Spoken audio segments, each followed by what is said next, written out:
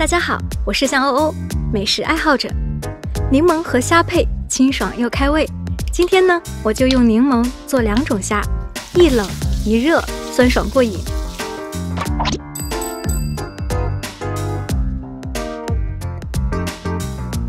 虾洗净，剪掉虾须和头上的刺，不然吃的时候容易扎到嘴。在头部连接处挑出虾线，顺便挤出头部的脏东西。也可以用开背的方法去掉虾线。柠檬用手压着滚一滚，方便挤出汁水。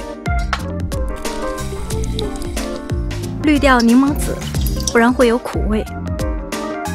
先做凉拌柠檬虾，清水中加姜片和料酒。虾变色后再煮半分钟，捞出过冰水，虾肉会更 Q 弹。调个万能酱汁，除了拌虾，也可以拌小海鲜或鸡爪。混合小米辣、蒜末，加盐、糖、生抽拌匀，倒入柠檬汁，加点百香果，香气会更浓郁。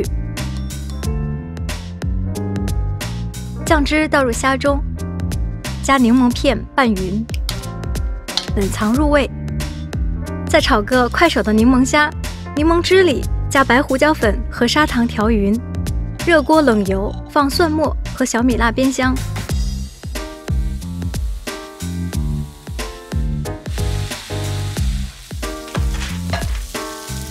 虾炒到两面变红，倒调好的柠檬汁，加盖，中火焖1到2分钟，最后撒熟芝麻，翻炒匀，点缀一些葱花。